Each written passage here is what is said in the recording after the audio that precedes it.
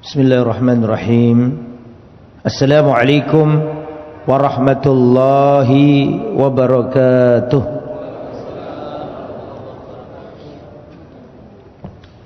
Alhamdulillah, wassalatu wassalamu ala Rasulillah wa ala alihi wa sahbihi wa man wala, wala haula wala quwata illa billah, amma ba'du. Para hadirin rahimani wa rahimakumullah, alhamdulillah dikumpulkan Allah kembali di Masjid Namira yang kita cintai.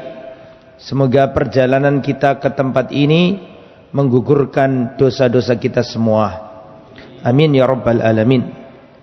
Wassalatu wassalam ala Rasulillah, salawat serta salam semoga terlimpahkan kepada junjungan kita, suri tauladan kita, pemimpin kita, Nabi besar Muhammad sallallahu alaihi wasallam beserta keluarganya, para sahabatnya dan seluruh umatnya yang senantiasa berusaha berpegang teguh dengan ajarannya. Dan tak lupa kita doakan seluruh pengurus yayasan maupun takmir Masjid Namira, semoga apa yang beliau usahakan demi makmurnya Masjid Namira, semoga itu semuanya dicatat sebagai pemberat timbangan amal kebaikan di akhirat kelak, amin ya rabbal alamin. Dan semoga para jamaah yang hadir diberikan pahala yang berlipat ganda oleh Allah Subhanahu wa taala. Materi kita kemarin terakhir kita membahas Nabi Zakaria dan Nabi Yahya. Sekarang kita akan membahas Nabiullah Isa alaihi salam. Kita akan membahas nabi terakhir sebelum Nabi Muhammad sallallahu alaihi wasallam, yaitu Nabi Isa. Nabi Isa disebutkan di dalam Al-Quran 35 kali. Dan ibunya beliau yaitu siapa? Siti Maryam. Maryam disebutkan 9 kali. Nah, tentang Nabi Isa, manusia terpecah menjadi 3 golongan. Tentang Nabi Isa, manusia terpecah menjadi 3 golongan.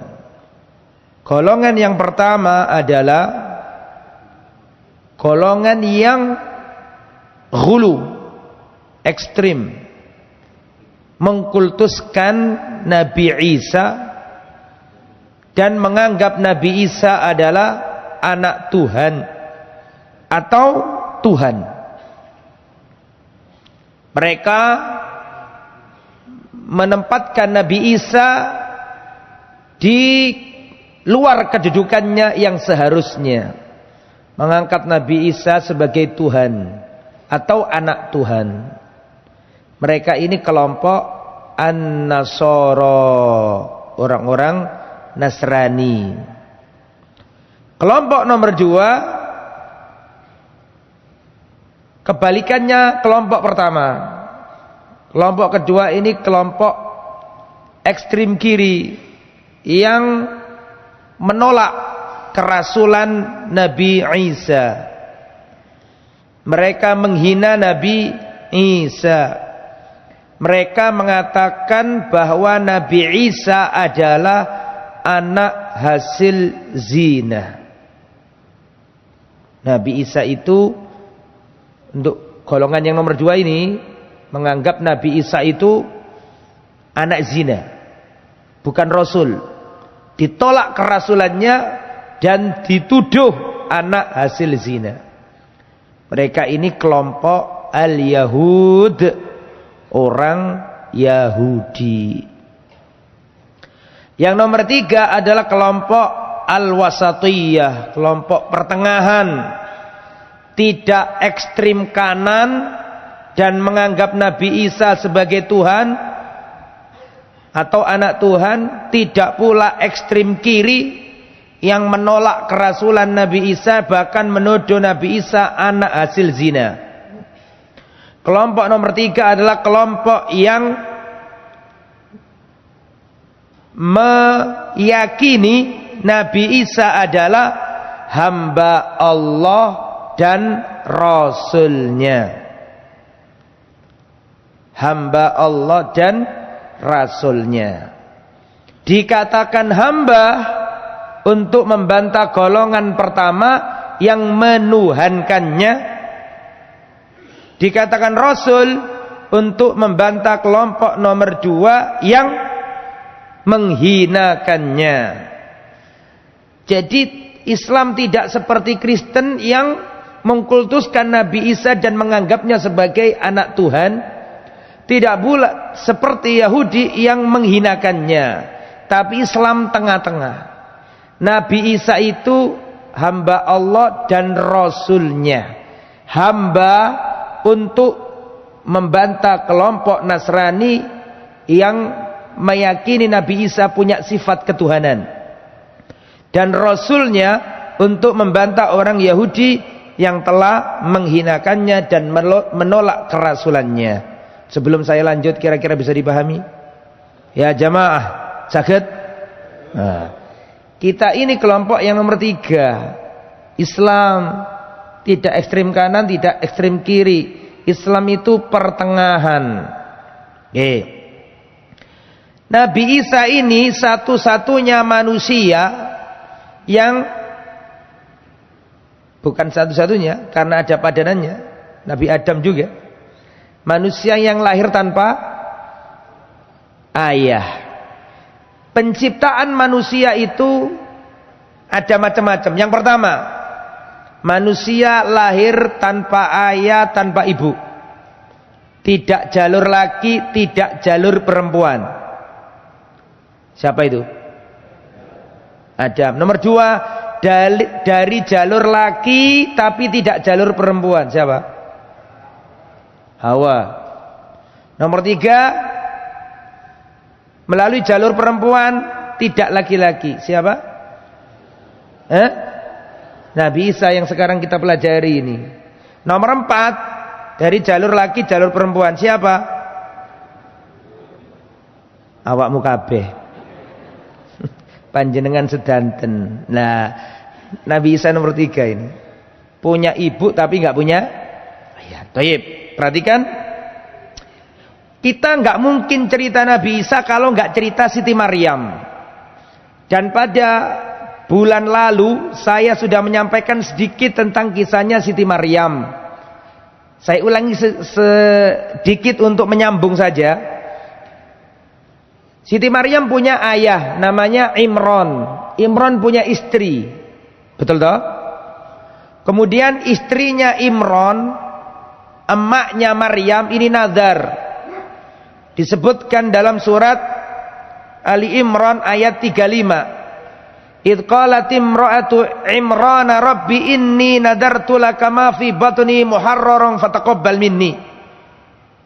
Ya Allah, aku nazar kepadamu anak yang ada di kandunganku ini, nanti kalau lahir aku akan jadikan dia pembela Baitul Maqdis, menjadi pelayan Baitul Maqdis, Masjidil Aqsa.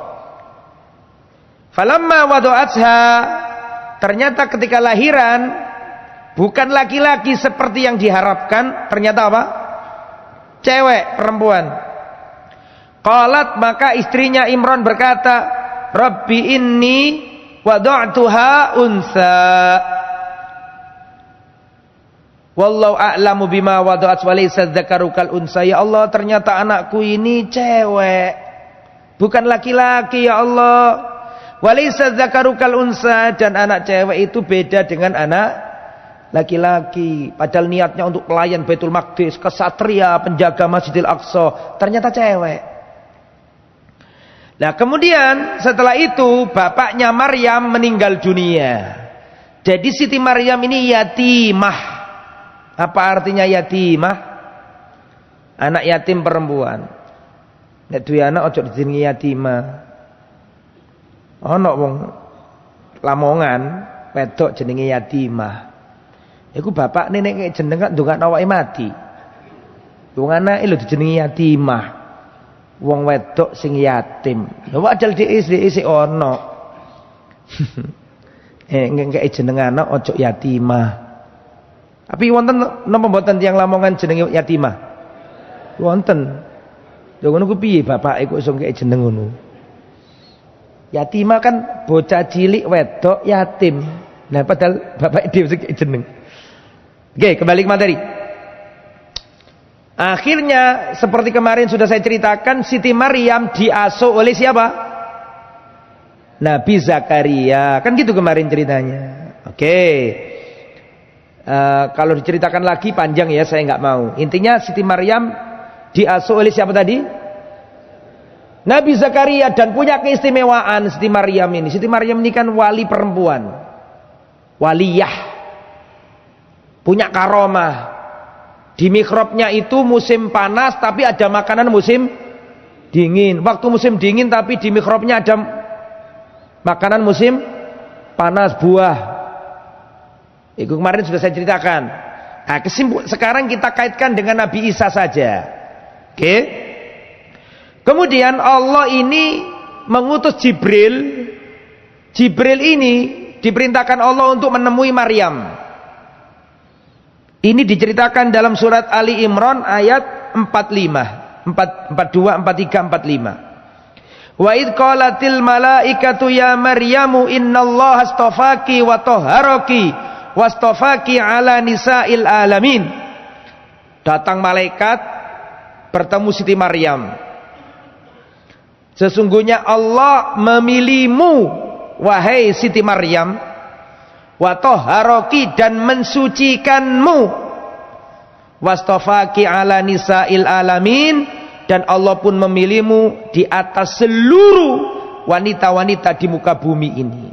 Jadi sebelum dijadikan ibunya Yesus atau Nabi Isa, itu Siti Maryam sudah didatangi malaikat.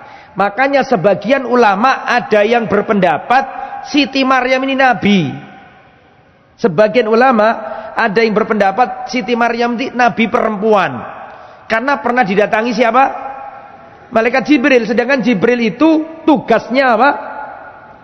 Menyampaikan apa? Wahyu. Ya Maryam uqnuti li rabbiki wasjudi warka'i ma'ar raki'in. Wahai Siti Maryam, ya beribadahlah kepada Tuhanmu, sujudlah, rukuklah bersama orang-orang yang rukuk. Dzalika min amba'il ghaibi nuhi ilaik. Yang demikian itu adalah kabar-kabar gaib yang kami wahyukan kepadamu. Makanya sebagian ulama mengatakan Siti Maryam itu nabi perempuan. Meskipun pendapat ini lemah, tapi memang ada indikasi-indikasi yang menguatkan itu, di antaranya ini. Ya, oke, terus.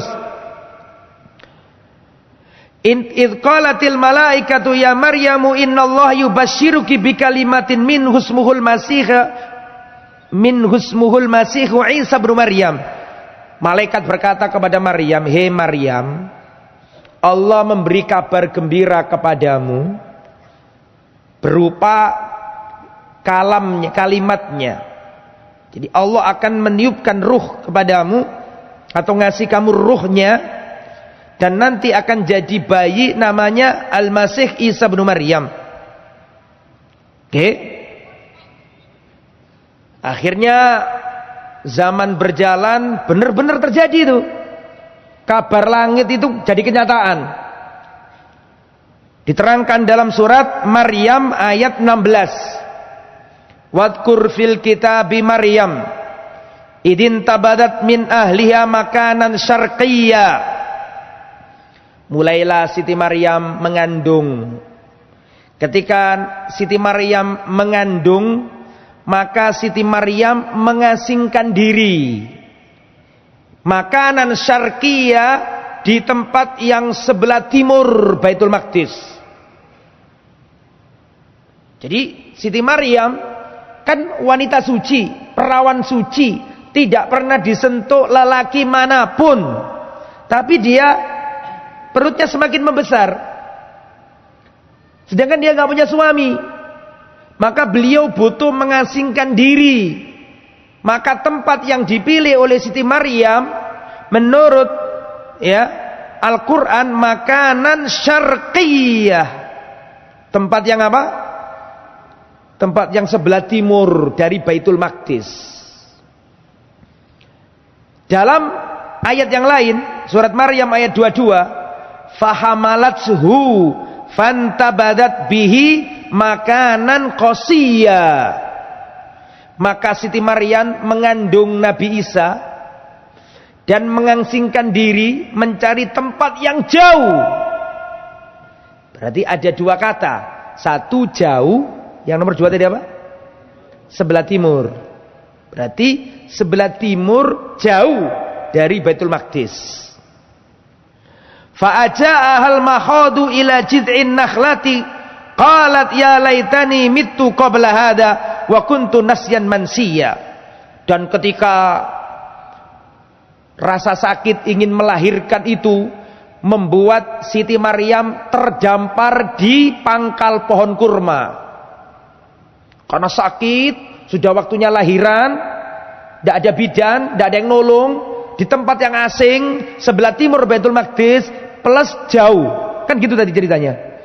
Maka Siti Maryam terdampar, beliau berteduh di bawah pangkal pohon kurma.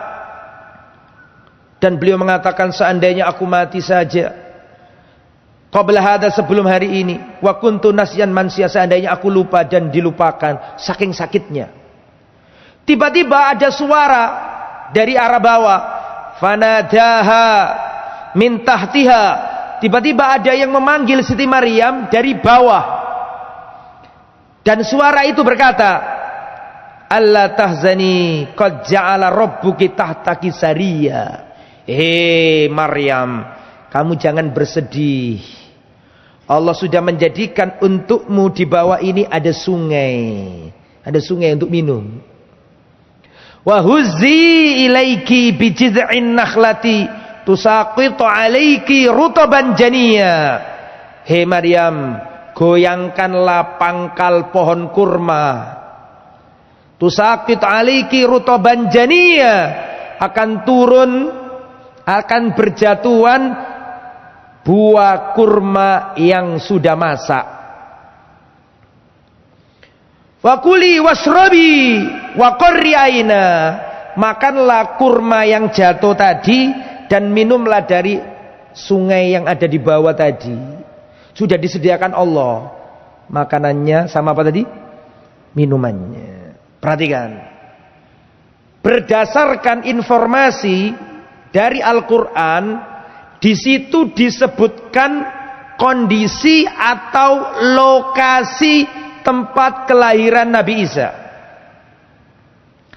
Tempat kelahiran Nabi Isa menurut Al-Quran, satu, tempat itu jauh dari Baitul Maqdis. Dua, tempat itu sebelah timurnya Baitul Maqdis. Tempat itu ada sungainya. Tempat itu ada pohon kurmanya. Ada 4 indikator tanah kelahiran Yesus menurut Al-Quran. Ada 4 ciri petunjuk. 1, tempatnya sebelah timur. 2, jauh. 3, ada kurmanya. 4, ada sungai. Menurut keyakinan orang Nasrani, Nabi Isa lahir di Bethlehem. Saya pernah ke Bethlehem. Dan di Bethlehem gak ada kurmanya, gak ada sungainya, dan tidak di sebelah timur Baitul Maqdis. Bethlehem itu ada di sebelah selatan Baitul Maqdis. Tidak ada kurmanya, tidak ada sungainya, dan tidak di sebelah timurnya Baitul Maqdis. Tetapi kalau kita sekarang ke tanah Palestina, Baitul Maqdis, terus kita ke timur agak jauh dikit, maka di sana ada kota. Di kota itu ada kurmanya. Di kota itu ada sungainya. Di kota itu sebelah timur Baitul Maqdis. Empat-empatnya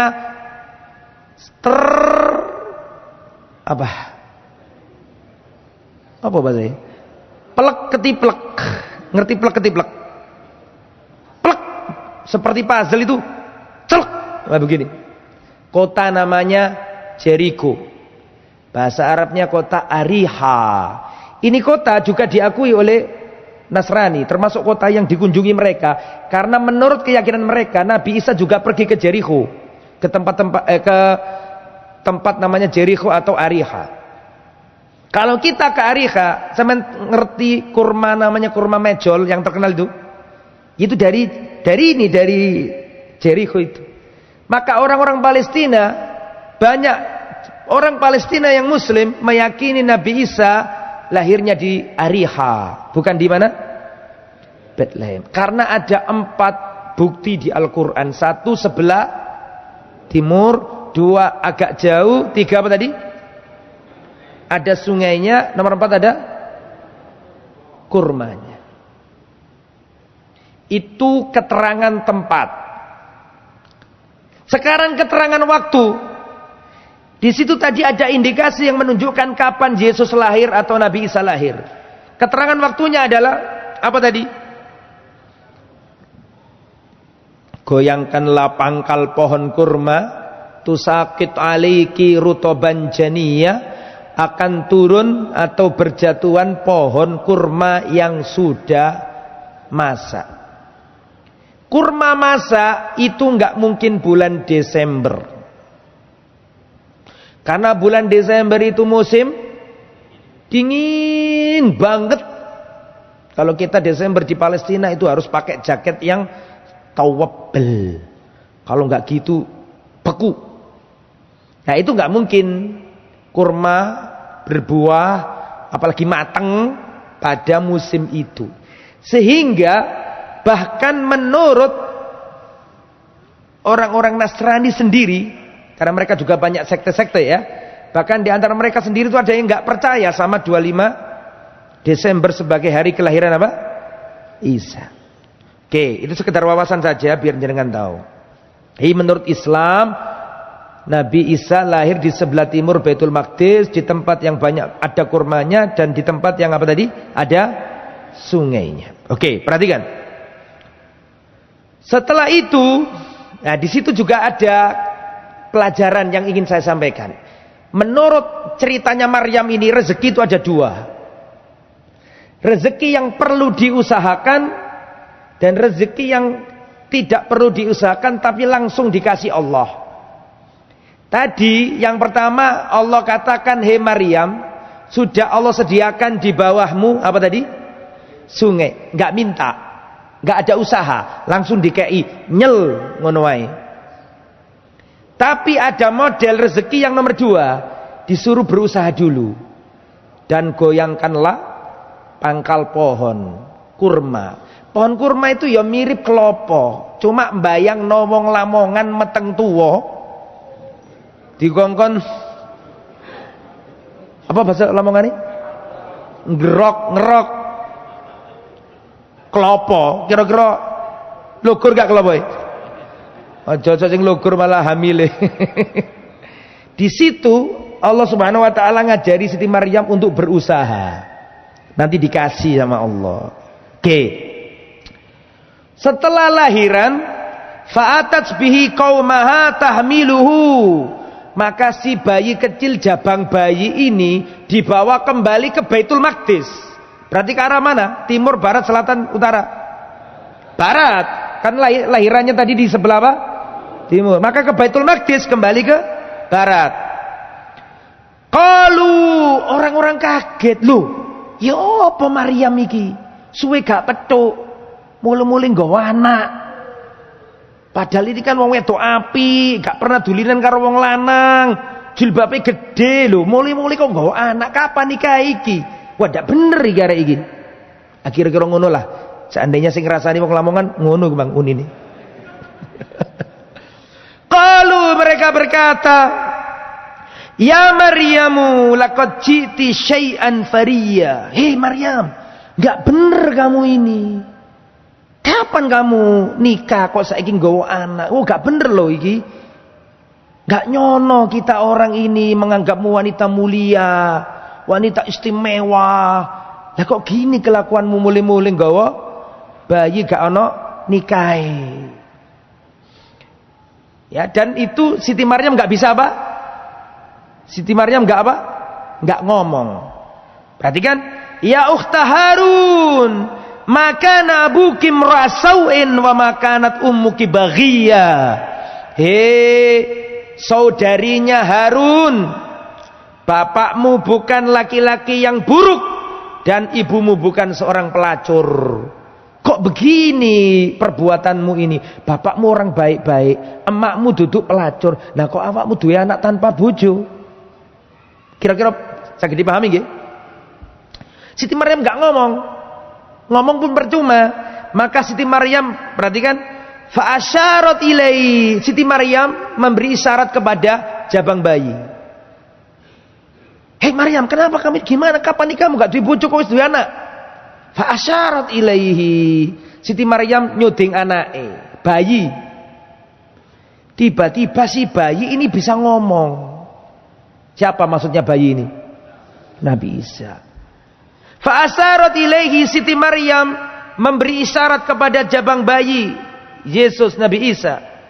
Qalu, mereka berkata, kaifa nukallimu man kana fil mahdi sabiyya. Hei Maryam, ya apa kamu ini? Masa kami ngomong sama bocah kecil ini? Kan masih bayi. Qala, tiba-tiba si jabang bayi ini bisa ngomong. Qala inni abdullah ataniyal kitaba wa ja'alani nabiyya. Ini kan lagi viral ini bacaan ini di YouTube, ya. Perhatikan, qala inni abdullah, langsung bayinya bisa ngomong. Dan sampean tahu enggak apa ucapannya Nabi Isa ketika pertama kali ngomong? Apakah ngomong sembarang ngomong? Apakah halo, apakah gitu? Omongannya penting. Ketika Nabi Isa bicara ketika bayi, omongannya pertama kali, qala inni abdullah, aku ini hambanya Allah. Ucapan Nabi Isa pertama kali langsung bantah dunia kekristenan yang menganggapnya sebagai anak Tuhan. Gak pakai bahasa basi, blas. Gak pakai mukodimah, blas. Gak pakai pendahuluan. Ucapannya super penting, langsung jujuk inti masalah. Qala inni abdullah, aku ini hamba Allah. Ataniyal kitab, tidak sebarang hamba, tapi hamba yang diberi apa? Alkitab, itu Injil. Wa ja'alani nabiyya, dan Allah telah menjadikan aku seorang nabi. Aku ini hamba Allah. Aku ini diberi Alkitab. Aku ini dijadikan nabi. Subhanallah, enggak ada basa-basi blas. Otomatis ucapannya Nabi Isa pertama kali bantah Yahudi dan bantah Nasrani. Aku ini nabi, bantah orang Yahudi yang telah menolak kerasulannya dan telah mengklaim bahwa dia anak zina. Aku ini nabi. Sekaligus bantah Nasrani, karena di awal tadi Isa mengatakan apa? Ini abdullah, aku ini hambanya Allah.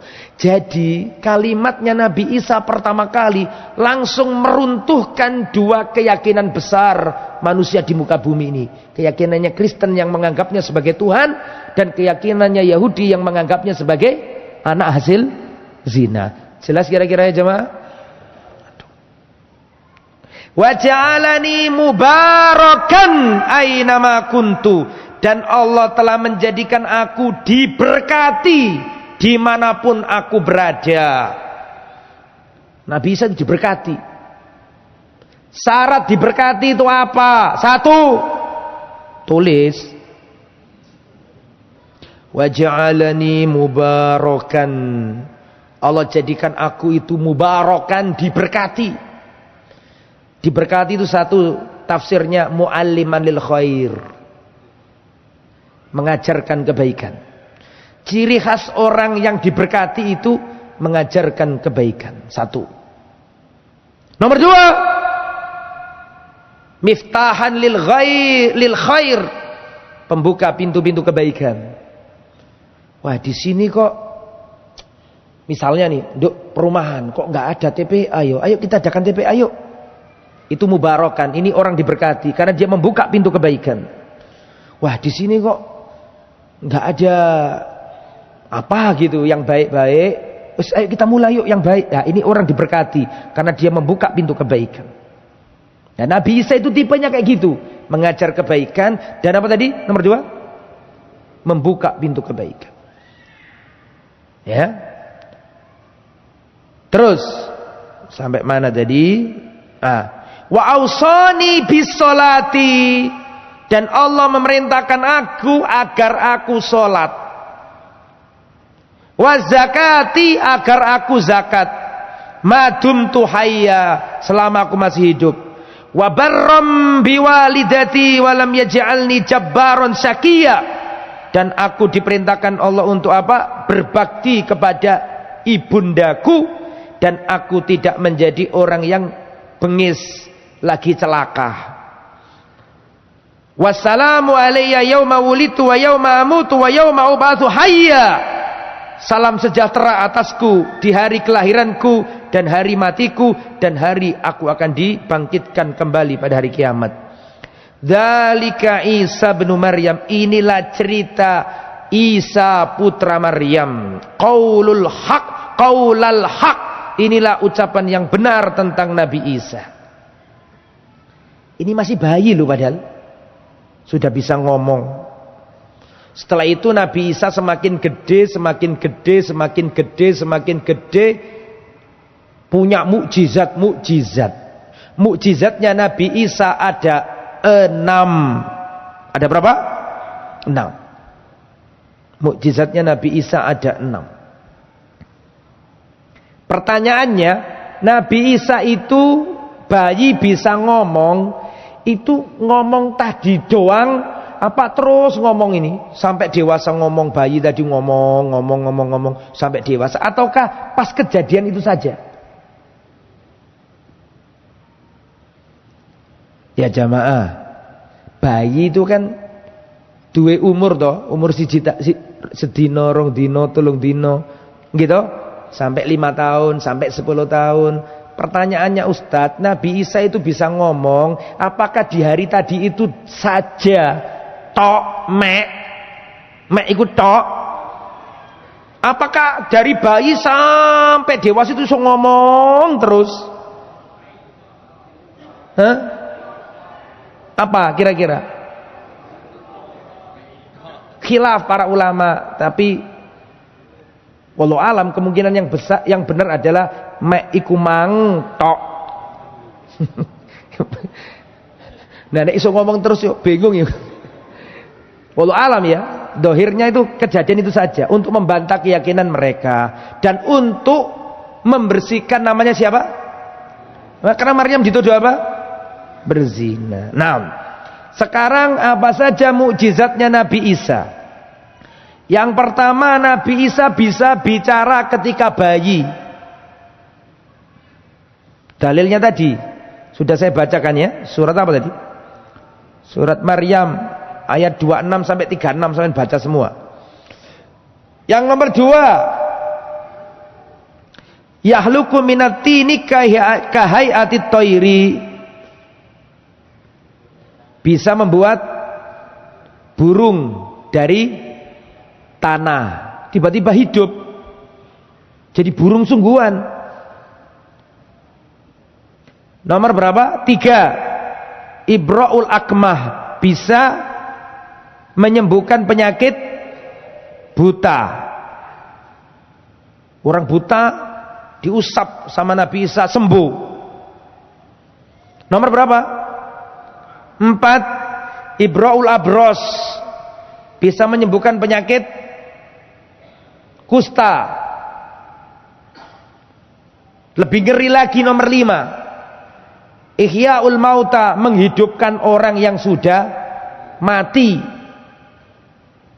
Nomor 6, bisa mengabarkan apa yang dimakan orang-orang di rumahnya dan apa yang disimpan oleh orang-orang itu di rumahnya. 6.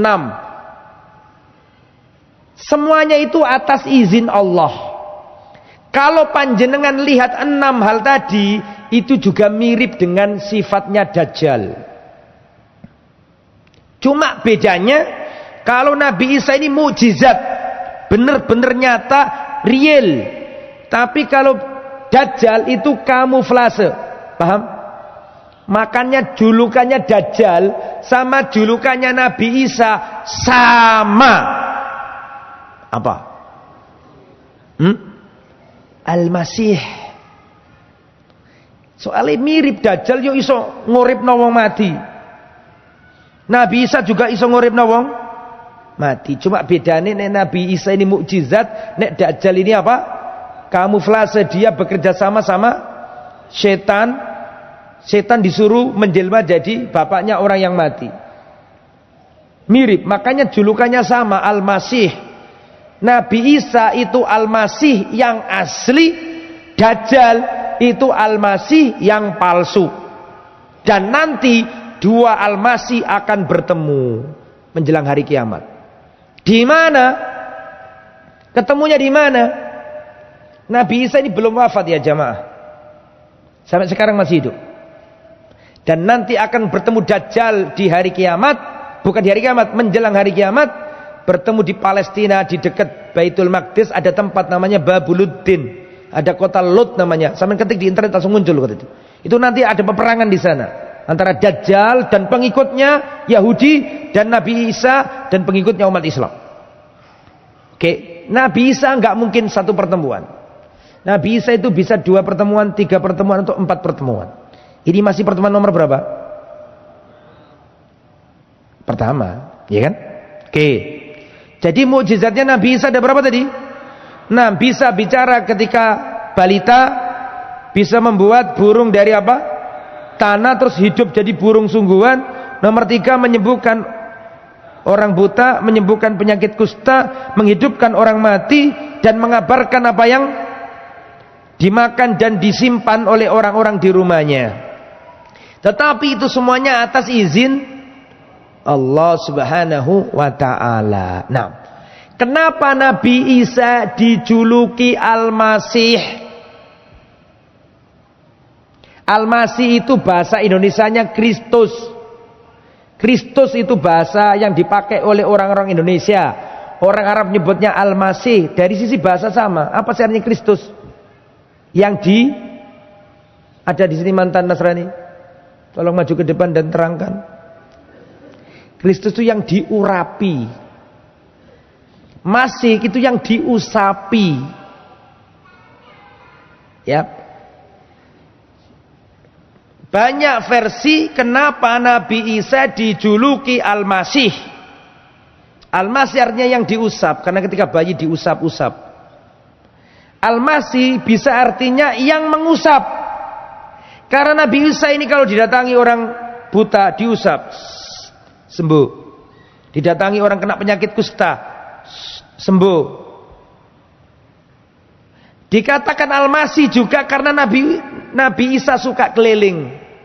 Keliling ke Yerusalem, keliling ke Jericho, keliling ke Bethlehem untuk berdakwah.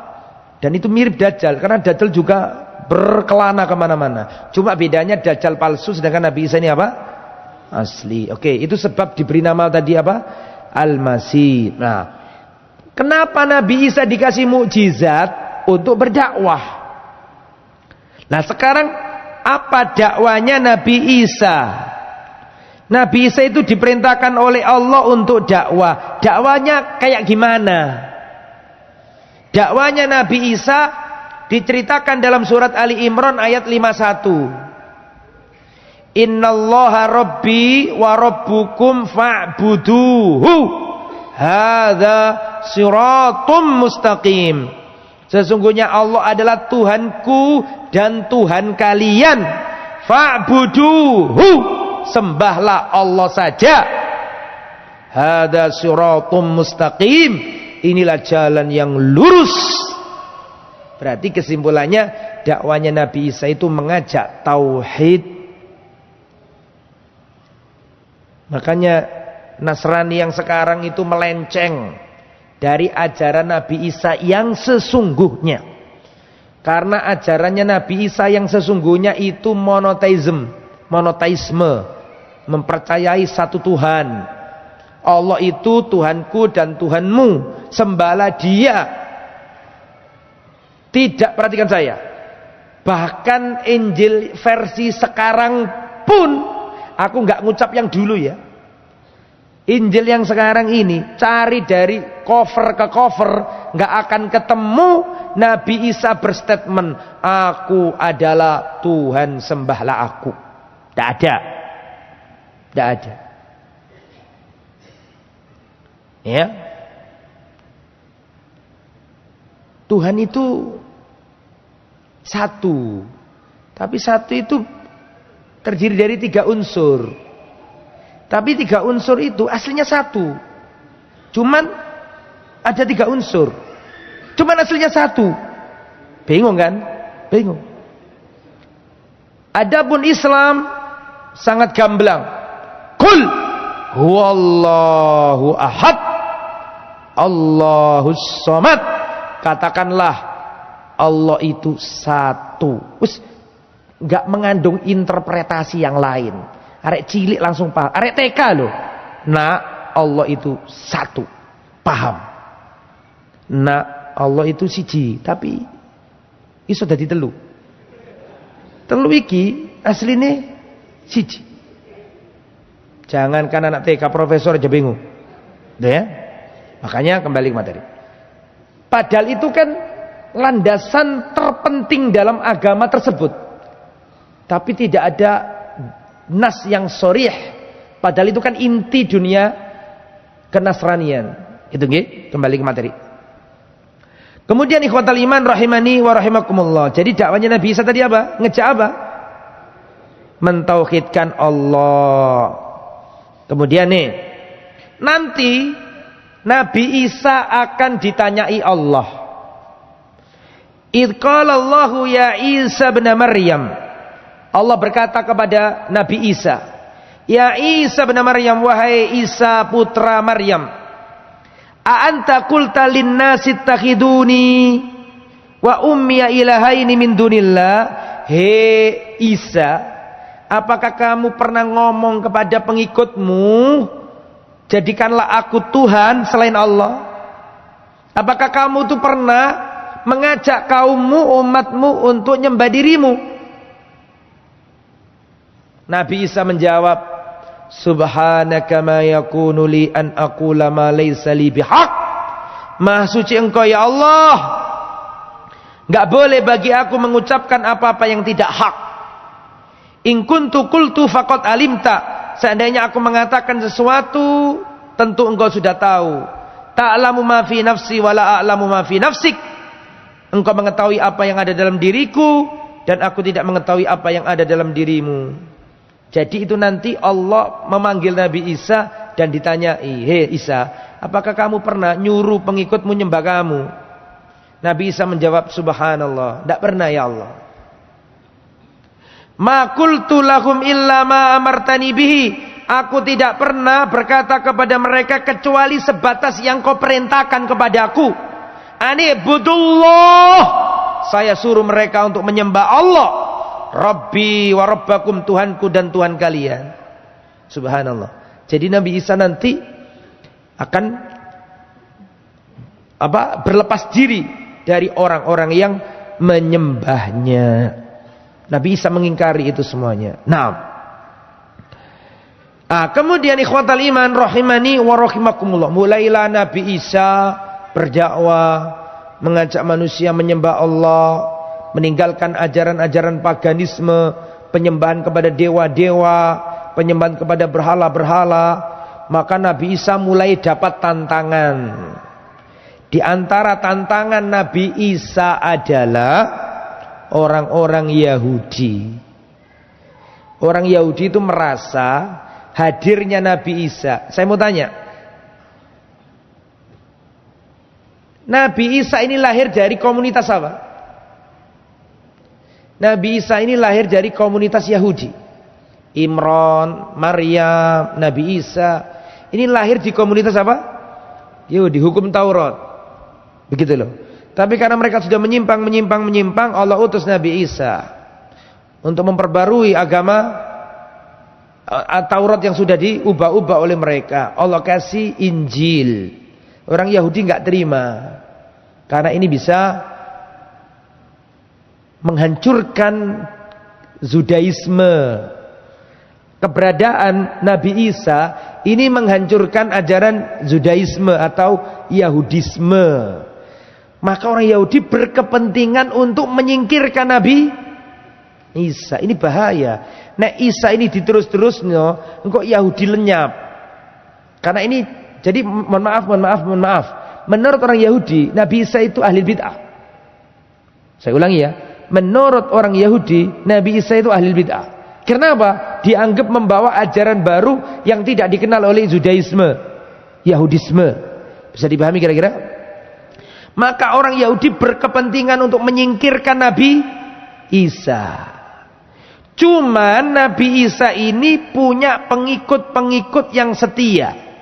Pengikut-pengikut Nabi Isa yang setia namanya apa? Nabi Isa itu punya pengikut setia. Namanya siapa?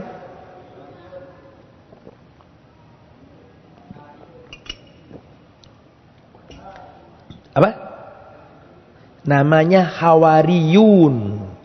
Hawariyun itu kayak Abu Bakar, Umar, Utsman, Ali, Tolha bin Ubaidillah, Zubair bin Awam, Abdurrahman bin Auf, sahabat-sahabat inti, itu Hawari namanya. Jumlahnya berapa? 12. Nabi Isa itu punya Hawari. Hawari itu sahabat inti sejati yang menolong, yang ikut mendakwakan ajarannya Nabi Isa. Sahabatnya Nabi Isa, Hawari itu. Oke? Terus berdakwah dan diganggu oleh orang-orang Yahudi. Kemudian orang Yahudi itu berusaha menyingkirkan Nabi Isa. Tapi gimana caranya? Orang Yahudi itu selalu, kata orang Jawa, nabok nyele tangane wong liya. Nabok nyele tangane wong. Dalam sejarah Rasulullah tidak pernah perang sama Yahudi depan adu tanding, enggak. Mesti mereka bersembunyi atau meminjam tangan orang lain. Karena Yahudi selalu seperti itu, pengecut. Seperti perang Khaybar, perang Qainuqa, perang Bani Nadir, perang Quraidah, semuanya pengecut. Lah, orang Yahudi ini enggak mau terlibat langsung dalam pembunuhan Nabi Isa. Maka mereka meminjam tangannya orang Romawi. Karena yang menguasai Palestina waktu itu adalah Imperium Romawi. Tapi Imperium Romawi yang pagan. Ngerti pagan? Apa pagan itu? Penyembah berhala. Belum jadi Kristen. Dulu Romawi kan paganisme. Penyembahan dewa-dewi. Dewa Poseidon. Dewa apa lagi? Hercules. Zeus. Sama lebih paham daripada saya kalau itu kan. Mereka tuh nyembah dewa-dewa begitu Pak. Terus diprovokasi. Hei, orang-orang Romawi, ini Isa ini membawa ajaran yang aneh. Membawa ajaran yang aneh. Diprovokasi terus. Dan dipanas-panasi. Sehingga tentara Romawi dan kerajaan Romawi benci sama Nabi Isa dan ajarannya. Kemudian suatu hari Nabi Isa ini bertemu dengan Hawariyun. Berapa tadi jumlahnya? 12 ya. Kemudian mereka ini berbincang-bincang di sebuah tempat mereka ini, di sebuah rumah. Mereka minta untuk apa? Anzilalaina ma'idatan minas sama. Hei Nabi Isa, tolong sampaikan kepada Tuhanmu agar Tuhanmu menurunkan apa? Makanan. Al-Maidah. Apa artinya Al-Maidah? Hidangan makanan. Nih saya bacakan ya. Saya bacakan, perhatikan. Idh qala al-hawariyuna ya Isa ibn Maryam hal yastati'u rabbuka an yunazzila alaina ma'idatan minas sama. Perhatikan, ini padahal Hawariyun loh. Ini padahal murid-murid yang paling baik sahabat sejatinya Nabi Isa. Gitu saja mereka meminta sesuatu ke Nabi Isa yang membuat Nabi Isa marah. Berbeda dengan Nabi Muhammad sallallahu alaihi wasallam. Ketika Rasulullah berkata kepada Abu Bakar, kepada kafir Quraisy bahwa beliau Isra Mi'raj pergi ke langit, kafir Quraisy tambah murtad, tambah gak seneng, tambah benci karena gak masuk akal. Orang kafir Quraisy datang ke Abu Bakar, "Hei Abu Bakar, saudaramu itu semakin nyeleneh. Masa dia itu mengklaim bisa terbang ke Sidratul Muntaha, pergi ke Masjidil Aqsa dalam semalam?" Apa kata Abu Bakar? "Wallah, kalau yang ngomong itu tadi benar-benar Muhammad, aku beriman kepadanya. Meskipun bahkan lebih dahsyat dari itu, aku percaya." Itulah bedanya sahabatnya Nabi Muhammad dengan sahabatnya Nabi Isa. Sekarang nih, sahabatnya Nabi Isa, perhatikan. Hawariyun berkata, "Wahai Isa, apakah Tuhanmu bisa menurunkan kepada kami maidatan, hidangan makanan dari langit?" Mendengarkan permintaan Hawariyun ini, Nabi Isa marah dan berkata, "Ittaqullah in kuntum mu'minin." Bertakwalah kepada Allah jika kalian benar-benar beriman. Ngapain minta kayak gitu? Qalu, mereka berkata, "Nuridu an na'kula minha wa tatma'inna qulubuna."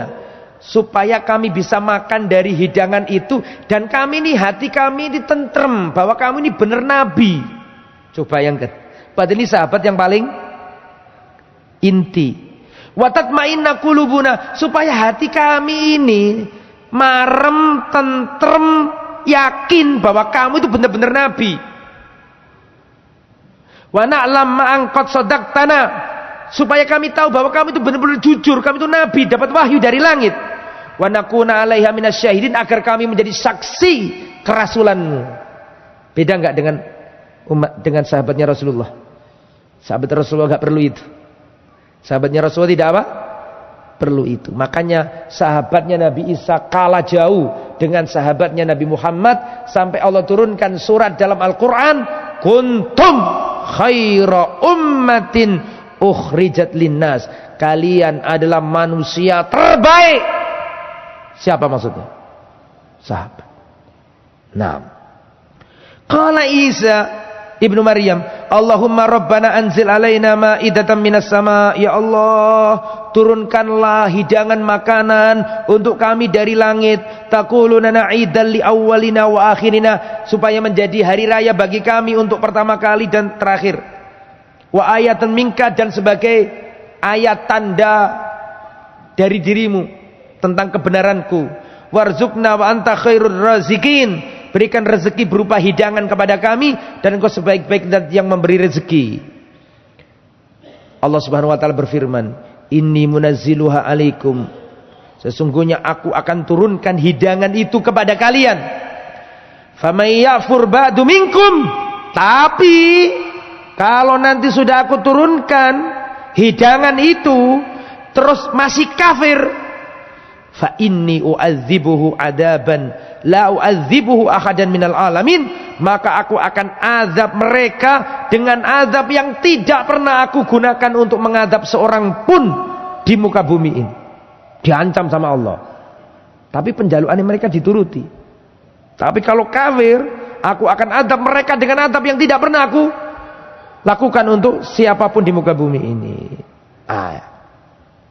Setelah itu, ini kisahnya panjang ya, dan waktu terbatas, nggak apa-apa, ada seri kedua, nggak apa-apa. Akhirnya Nabi Isa berkumpul sama murid-muridnya. Berapa jumlahnya tadi kurang lebih? 12. Kalau versi Kristen 12, dan ada namanya itu. Orang Nasrani paham namanya fulan. Diajarkan di mereka. Ya, kita nggak hafal, dan nggak dihafal pun nggak apa-apa. Ya, namanya fulan. Ada namanya itu mereka. Makanya kan antum lihat di lukisan-lukisan yang bertemakan Nasrani kan ada gambar itu kan. Terus hidangan, itu pernah lihat enggak? Oke. Nabi Isa ini berkata, jadi itu ceritanya kan Nabi Isa itu didatangi dan dicari-cari tentara Romawi. Karena tentara Romawi diprovokasi oleh siapa tadi? Orang Yahudi. Dicari-cari Nabi Isa ini, dan Nabi Isa bersembunyi dengan para murid-muridnya, dicari-cari sama tentara-tentara apa? Yahudi. Ketika tentara Romawi datang, Nabi Isa diangkat Allah ke langit. Terus ada orang yang diserupakan dengan Nabi Isa. Ya, kan ada ayatnya. Saya baca ayatnya. Ya. Wa ma qataluhu wa ma salabuhu walakinnallaha syubbiha lahum. Mereka tidak membunuhnya, mereka tidak menyalibnya, tapi yang disalib adalah orang yang diserupakan. Lah, orang yang diserupakan Nabi Isa itu siapa? Siapa? Ada 3 versi. Ada 3 versi. Jadi ketika tentara Romawi datang, masuk ke tempat persembunyian Nabi Isa dan murid-muridnya, tiba-tiba Nabi Isa diangkat Allah ke langit. Kemudian ada salah satu orang di situ berubah wajahnya menjadi Nabi Isa. Lah, siapa yang wajahnya berubah jadi Nabi Isa itu? Ada 3 pendapat. Pendapat yang pertama adalah ini yang paling populer, yang sering kita dengar. Pendapat pertama adalah Judas Iskariot. Dia ini Khawariyun yang membelot. Aku nggak mengatakan mana yang benar mana yang salah loh ya. Saya masih apa? Menceritakan. Versi pertama adalah Judas Iskariot. Judas Iskariot ini lapor ke Raja Romawi atau ke Panglima. Mereka mengadakan pertemuan di tempat ini, tempat ini, tempat ini. Nanti aku di sana. Nanti kalau jam sekian masuklah ke tempat itu. Jadi ada yang jahat, namanya siapa tadi? Judas Iskariot membocorkan rahasia itu. Sehingga ketika tentara Romawi datang, Nabi Isa diangkat Allah ke langit, Judas Iskariot wajahnya berubah jadi Nabi Isa. Ini versi keberapa? Pertama.